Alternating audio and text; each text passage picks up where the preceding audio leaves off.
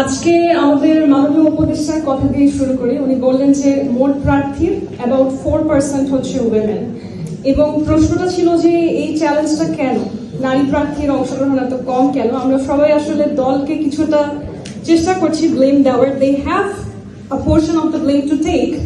কিন্তু আমি একটা শব্দ আজকে আমার খুব কানে লাগলো, যে আমাদের মাননীয় উপদেষ্টা প্রথমেই বলেছিলেন যে নরমেটিভ কাঠামোটা কি আমাদের সমাজে, যে আমরা দেখি যুদ্ধের সময়, গণজাগরণের সময়, গণ অভ্যুত্থানের সময় নারীরা ইমার্জেন্সি সিচুয়েশনে বেরিয়ে আসে, এবং আমাদের দেশে কিন্তু আসলে নারী পুরুষ সমানে সমান বললেও ভুল হবে। আমাদের দেশে একটা ইউনিক অকারেন্স, আমাদের দেশে নারীর সংখ্যা বেশি, কম্পারেটিভলি পুরুষের থেকেও আসলে এখানে নারীর অংশগ্রহণ বেশি হওয়াটা স্বাভাবিক হওয়ার কথা। এখন election is a different procedure. ইলেকশনে যখন আপনি রাজনৈতিক ভাষায় কথা বলেন যে একটা ইলেকশনের মেইন কম্পোনেন্ট কি, সেখানে একজন বলেছেন muscle power, which is actually economic পাওয়ার। লিঙ্গ বৈষম্য কিন্তু আসলে শ্রেণী বৈষম্যের একটা অংশ। জেন্ডার ডিসক্রিমিনেশনকে আমরা যখন ব্লেম করি, it is part of class discrimination.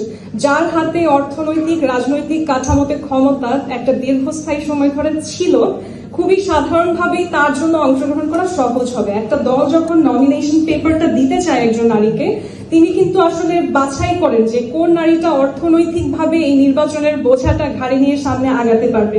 যেহেতু আমাদের সমাজে সেই নারীর অর্থনৈতিক কাজে অংশগ্রহণ একটা দীর্ঘ সময় ধরে সীমিত, এবং কিছুটা জায়গায় আমি বলবো একজন পুরুষ দেখা যায় তার হাতে যে টাকাটা আসে উপার্জন হয়ে, সেখান থেকে সে কিছুটা নিজের জন্য ব্যয় করছে, রাজনৈতিক কাজে কিংবা ব্যবসায়িক কাজে ব্যয় করছে। অনেক সময় সে তার পরিবারকে বলে যে শ্বশুর বাড়ি থেকে ম্যানেজ করে নাও, কিংবা তোমার জমানো টাকা দিয়ে, তোমার গয়না দিয়ে ম্যানেজ করে নাও। এবং অনেক সময় কিন্তু নারীরা নিজের গহনা নিয়ে এগিয়ে আসে পুরুষের পাশে, যেটা নারীর ক্ষেত্রে হয় না। নারী যেটা উপার্জন করে আদতে কিন্তু সেটাতে সংসারে তার ছেলে মেয়ের পিছনে ব্যয় করে ফেলে, এবং অনেক সময় স্বামীর বিপদেও এগিয়ে আসে, যেটা স্বামীরা হয়তো নারীর জন্য করে না।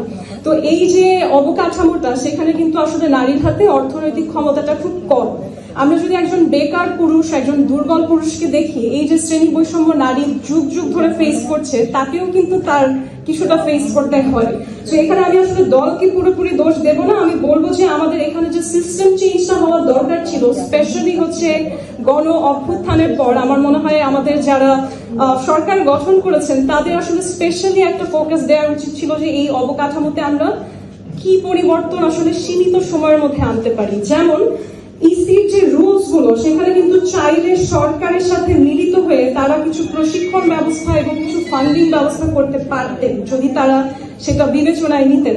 কারণ আমি যখন বলি যে জামানত দিয়ে কিংবা নির্বাচনের খরচ দিয়েই একজন মানুষকে নির্বাচন করতে হবে, আমি কিন্তু শ্রেণী বৈষম্যকে বজায় রাখি। তার মানে হচ্ছে আমার সমাজের যারা দরিদ্র শ্রেণীর মানুষ আছে, যারা গ্রাসরুটস পিপল, তারা কখনোই ক্ষমতার উচ্চ সারিতে আসতে পারবে না, কারণ তাদের কাছে সেই কাঠামোগত শক্তিটা অলরেডি নেই। এবং নারীর অংশগ্রহণের একটা বড় বাধা হচ্ছে সেম, যেটা ইলেকশনের কম্পোনেন্ট, সিকিউরিটি।